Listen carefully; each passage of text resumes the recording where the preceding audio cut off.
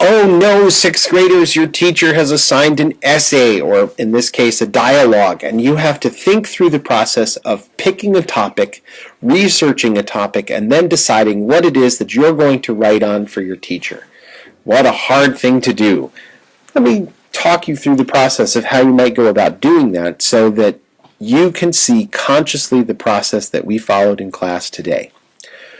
The first basic step is to brainstorm a topic. The second thing is to pick 3 of those questions that interest you, to pro and con those 3 questions that might be of interest to you, and then to eliminate one of the 3 questions. You then outline the 2 surviving questions. You pick one. Let's look at how we do that in practice. Here is how this works. The teacher says you have an assignment, you get to write an essay on a topic of your own choice, and as a result you go through the process of brainstorming all of these different options. Here's 1, 2, 3, 4, 5, 6, 7, 8. I generally find that it's a good idea to brainstorm about 20 topics. And you can do it with friends, you can do it with partners, you can do it on the phone or through text messaging, you can do a variety of different things, but you want to try to generate at least 20 questions in order to find one that really appeals to you. You pick 3, you look at which one seems to be the least likely and you eliminate it, and then you have 2 left over, and then from those 2 you choose one that you really begin to make into your paper. And I'll label this one, this is my topic. And that gives you a rough idea of the process. Here is our 4-page dialogue topic brainstorming list. And you can see that I haven't written them in any sort of formal order. I haven't organized them. And in fact, you, the students, produced most of this list yourself. There was one question here that I revised. Priests are or are not important in the Middle Ages. Samurai and knights are or aren't the same thing. Justinian's empire was or wasn't healthy. Life in medieval Japan, is it similar or different to life in medieval Europe?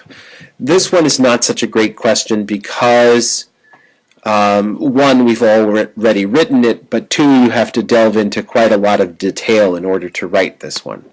All of these questions require a little bit more detail because you're trying to write a 4-page dialogue here and lengthening out your argument.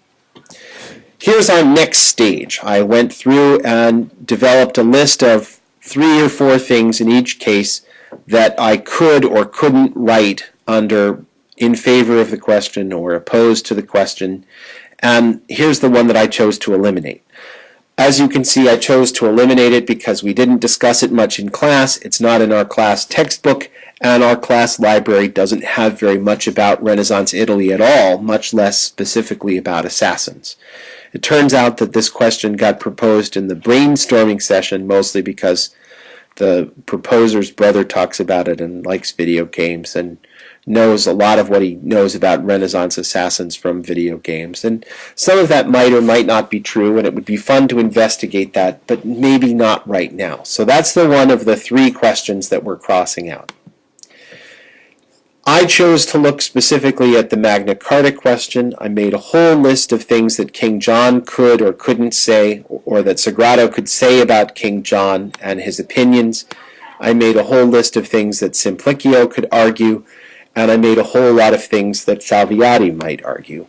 One of the things I love to do at this stage in the research process is note that there are usually connection points between different ideas. So citizens pay taxes, and they have their own reasons for wanting to build up wealth, and that kings also build things that require assistance.